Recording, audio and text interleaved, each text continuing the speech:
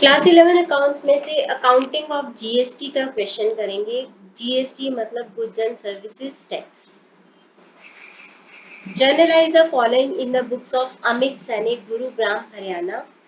तो ये journal entries पास करनी है आपको। ये ट्रांजेक्शन दे रखी है। एंड में आपको दे रखा है कि CGST and SGST is to be levied on intrastate sale 6% each and IGST at 12% on interstate sale. तो पहले इसका थोड़ा सा डिस्कस कर लेते हैं कि जीएसटी में जैसे सपोज बी एक ट्रेडर है जो गुड्स को खरीदता है और आगे बेचता है। खरीदता है सस्ते में और बेचता है महंगे में, तो ट्रेडिंग का काम करता है वो। सपोज उसने 800 के गुड्स खरीदे हैं, 800 के उसने गुड्स खरीदे और उनको 1000 रुपीज में बेच दिया, उनको 1000 में बेच दिया। मान लीजिए कि जीएसटी का रेट है 10%। अभी सिंप्लिसिटी के लिए सीजीएसटी वगैरह नहीं कर रही हूँ, तो जीएसटी का रेट है 10%। तो जब वो गुड्स खरीदेगा तो गुड्स को खरीदते टाइम वो जीएसटी पे करेगा। तो 800 का 10% होता है 80 रुपीज, और जब वो गुड्स को बेचेगा तो उसका 10% वो चार्ज करेगा, यानी कि कलेक्ट करेगा, वो होता है 100 रुपीज बनता है। एक्चुअली ये जीएसटी जाना किसको है? गवर्नमेंट को जाना है। तो बी के लिए ये लाइबिलिटी बनती है कि वो ये 100 रुपीज गवर्नमेंट को दे दे, लेकिन ऑलरेडी वो 80 रुपीज पे कर चुका है, तो इसका उसको क्रेडिट मिल जाएगा, जिसको बोलते हैं आईटीसी, इनपुट टैक्स क्रेडिट मिल जाएगा। तो 100 में से 80 रुपीज क्योंकि वो ऑलरेडी दे चुका है, तो 20 रुपीज उसको गवर्नमेंट को पे करने हैं। तो एक तरीके से ये 100 रुपीज उसके लिए लाइबिलिटी है क्योंकि उसको पे करना है, और ये 80 रुपीज उसके लिए एसेट है जो कि उसके लिए क्रेडिट का काम करेगा, उसको क्रेडिट दे देगा। तो इसका मतलब इनपुट, जब भी खरीदते टाइम वो जीएसटी पे करता है उसको बोलते हैं इनपुट जीएसटी, और जब वो कलेक्ट करता है उसको बोलते हैं आउटपुट जीएसटी।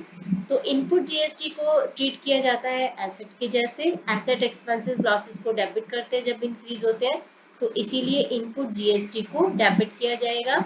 और आउटपुट जीएसटी को ट्रीट किया जाता है लायबिलिटीज के जैसे।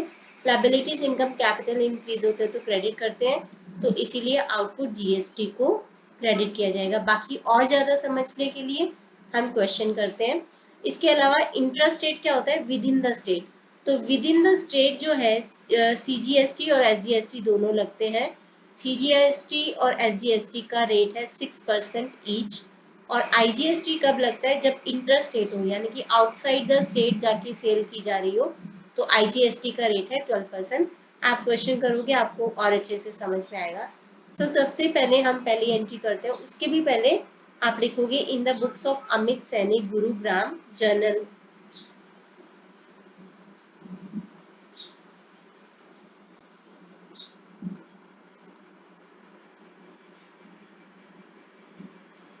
तो जर्नल एंट्रीज पास करेंगे।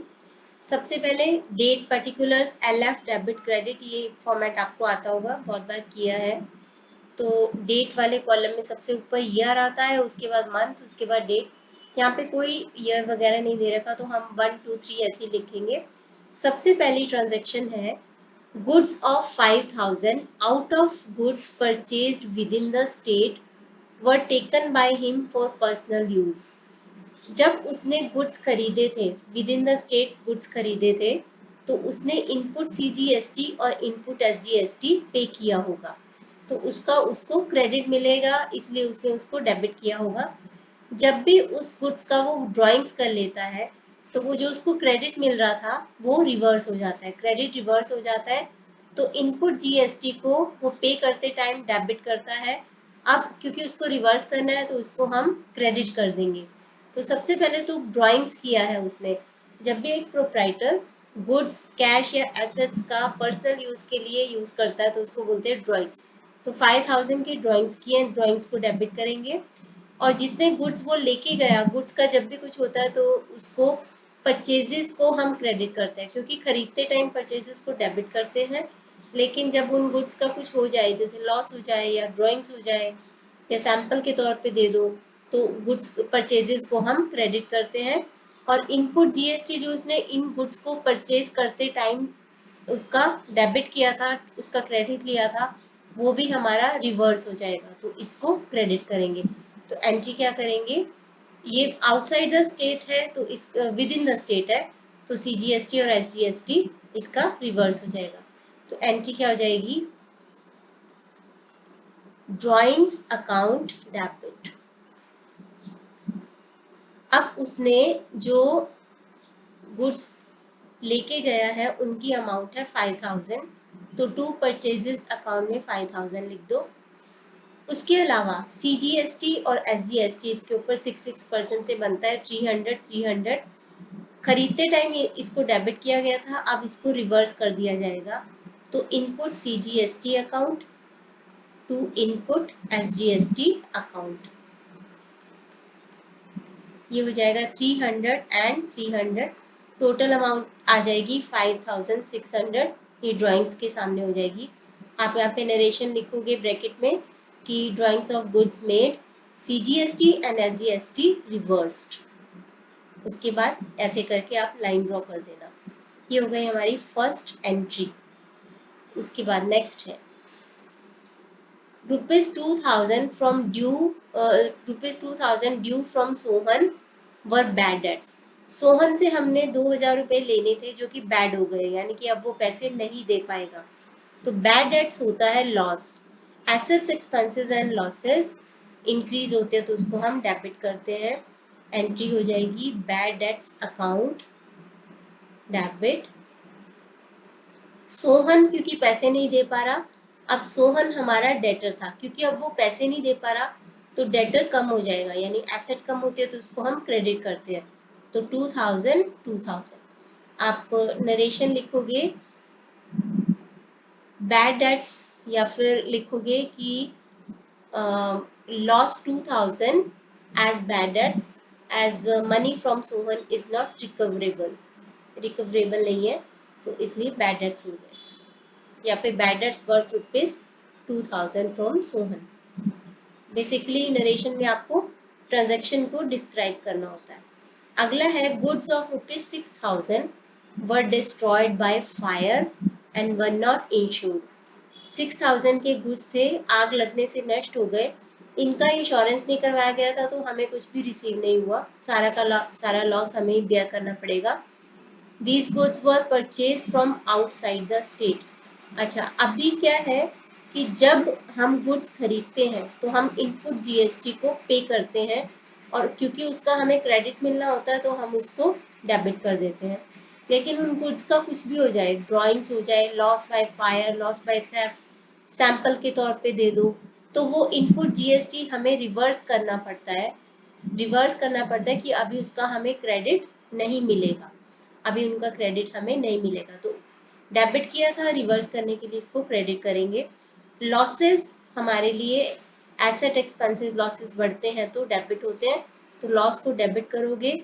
जितने के गुड्स बिजनेस से जाते हैं, चाहे ड्राइंग्स में जाए, चाहे सैंपल में जाए, चाहे लॉस से जाए, तो परचेजेस को क्रेडिट करते हैं, क्योंकि परचेजेस को डेबिट किया था जब गुड्स को खरीदा था तो, और इनपुट GST को हम रिवर्स कर देंगे। अब यहाँ पे आउटसाइड द स्टेट परचेज किया था तो IGST पे किया होगा, तो इसका मतलब IGST को रिवर्स करेंगे। तो हम एंट्री करते हैं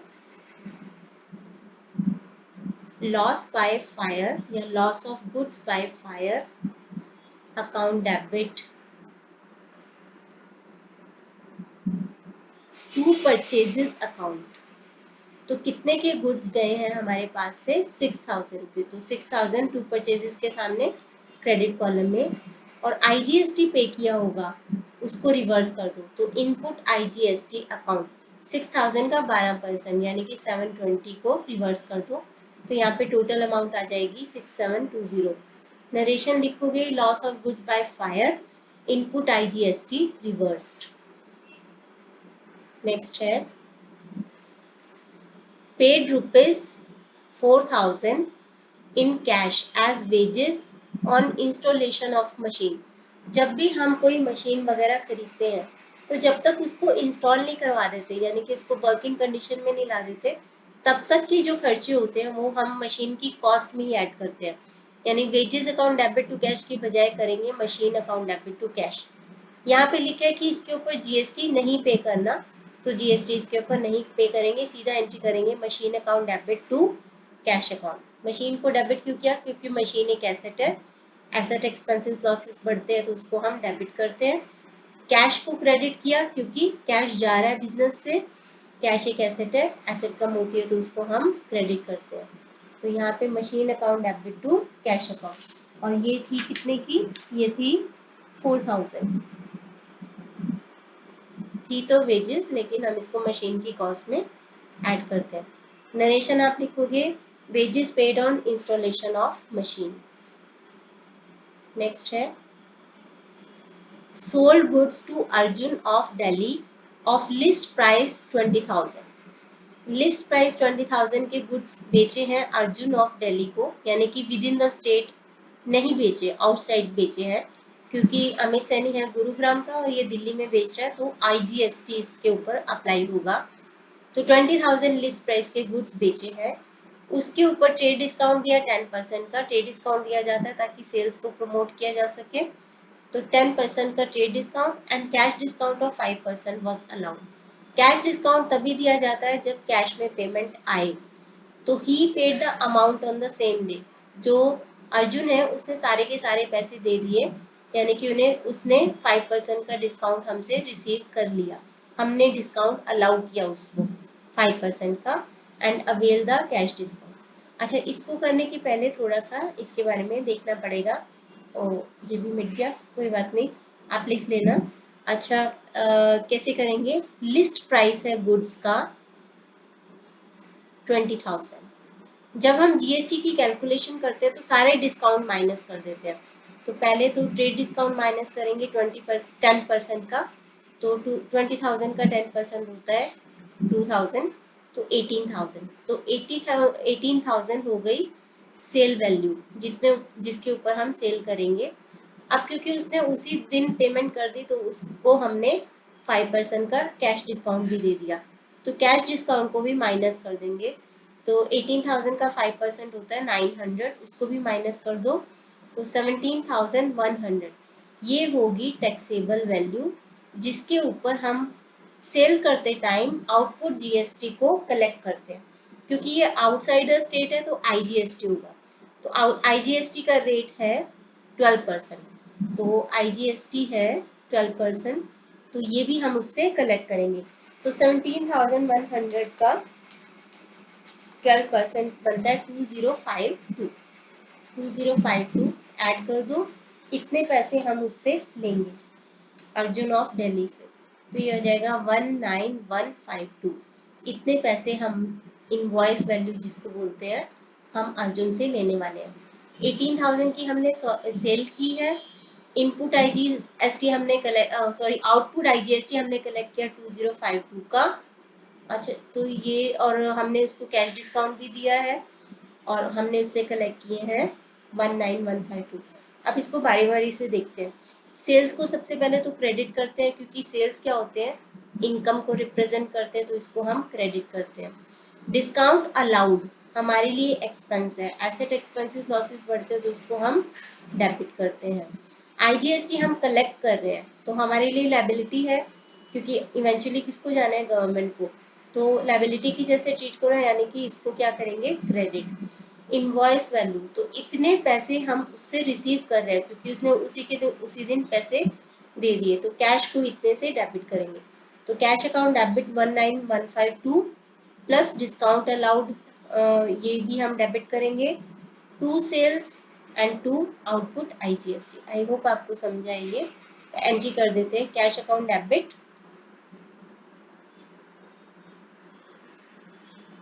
19,152, 900 का discount allowed account debit,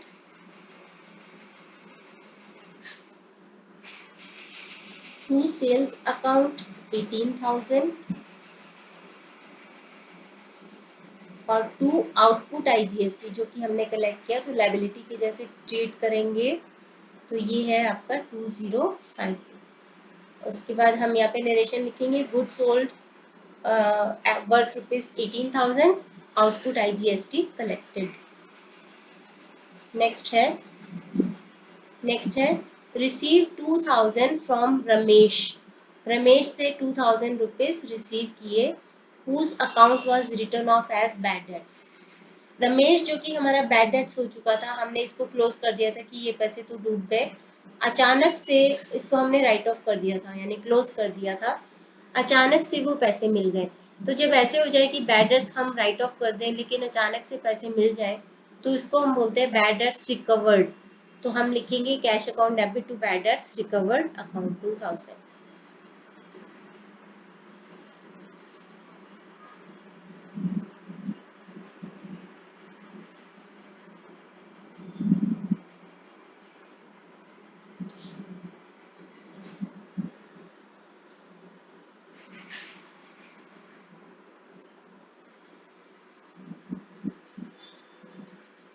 bad debts recovered from Ramesh.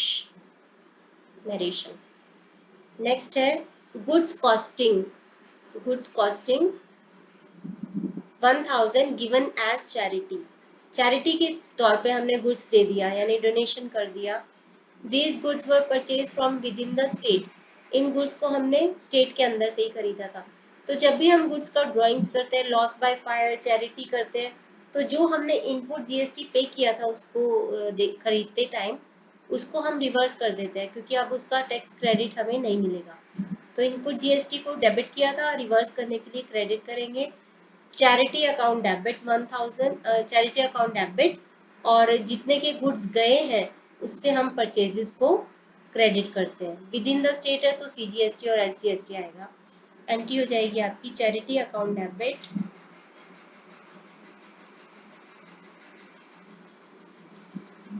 To purchases account, क्योंकि इतने के गुड्स गए। गुड्स कितने के गए हमारे पास से 1000 के। इनपुट सीजीएसटी और एसजीएसटी पे किया था तो डेबिट किया था, अब इसको रिवर्स कर दो 6% से, मतलब कि 60 रुपीज एंड 60 रुपीज। तो 1120 से चैरिटी को डेबिट करेंगे। नरेशन लिखेंगे charity of goods made and input CGST and SGST reversed. Next है receive rupees 9750 from Ramesh in full settlement of his account of 10,000। यहाँ पे मुझे एक चीज बतानी है, जब भी हम गुड्स को बेचते हैं तो हम सारे डिस्काउंट माइनस करने के बाद जीएसटी उसके ऊपर कैलकुलेट करते हैं। कई बार ऐसा होता है हम डिस्काउंट थोड़ा बाद में देते हैं, जैसे कि इस केस में हमने 9750 उससे रिसीव किया है इन सेटलमेंट ऑफ अकाउंट ऑफ 10,000। तो हमने एक तरह से उसको डिस्काउंट दिया है, रमेश को 250 का डिस्काउंट दिया है, कैश डिस्काउंट। तो जो डिस्काउंट हमने अभी दिया है, जब भी हम जीएसटी कैलकुलेट करते हैं सारे डिस्काउंट्स को माइनस करने के बाद देते हैं। तो ये हमें तब पता नहीं था तो हमने उसके ऊपर भी जीएसटी कलेक्ट कर लिया, जबकि इतनी अमाउंट के ऊपर हमें अभी उस आउटपुट सीजीएसटी को एसजीएसटी को रिवर्स करना पड़ेगा। कुछ नहीं दिया तो इसका मतलब विद इन द स्टेट ही हमने कलेक्ट किया होगा। तो ये जो 250 का हमने डिस्काउंट दिया है इसके ऊपर सीजीएसटी और आईजीएसटी 6% से जो हमने कलेक्ट किया था उस टाइम पे जब हमने रमेश को गुड सेल किए थे, तो उसको हम रिवर्स कर देंगे, उसको हम रिवर्स कर देंगे क्योंकि डिस्काउंट अभी रिसीव किया है। तो 250 का 6% होता है 15 रुपए और 15 रुपए एसजीएसटी भी, तो इन दोनों को रिवर्स करेंगे। आउटपुट सीजीएसटी आउटपुट एसजीएसटी को क्रेडिट किया था, अभी रिवर्स करने के लिए डेबिट कर दोगे। कैश रिसीव किया 9750, कैश को डेबिट कर दोगे। डिस्काउंट अलाउ किया 250 का एक्सपेंस होता है, एक्सपेंसेस को डेबिट करते हैं और उसके बाद रमेश को हम क्रेडिट करेंगे। तो ये वाली एंट्री करते हैं, एक बार फिर से बता दूंगी करते हुए एंट्री को। तो cash account debit 9750, discount allowed account debit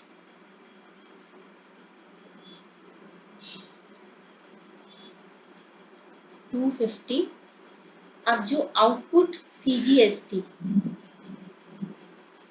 को हमने तब कलेक्ट करते टाइम क्रेडिट किया था, अब उसको रिवर्स करने के लिए हम इसको डेबिट कर देंगे दोनों को 15-15 रुपए से और टू रमेश अकाउंट।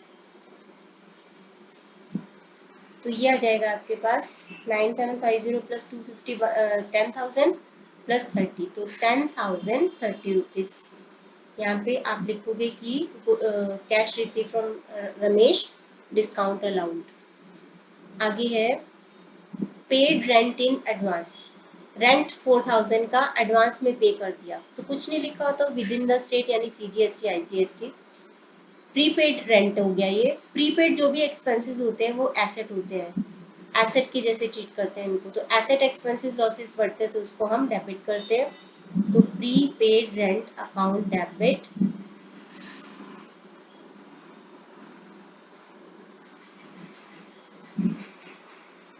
कितने का दिया, 4,000 का। अब प्रीपेड भी किया हो तो भी GST पेबल हो जाता है, तो 4,000 का CGST और SGST 6% से 240 एंड 240 का पेबल हो जाएगा। तो लिखेंगे input CGST account debit, input SGST account debit to पे किया है तो टू कैश, इतने का कैश हमारे पास से जाएगा। इन तीनों को ऐड करेंगे तो आ जाएगा 4480। आप नरेशन लिखोगे प्रीपेड रेंट या फिर rent paid in advance, GST applicable.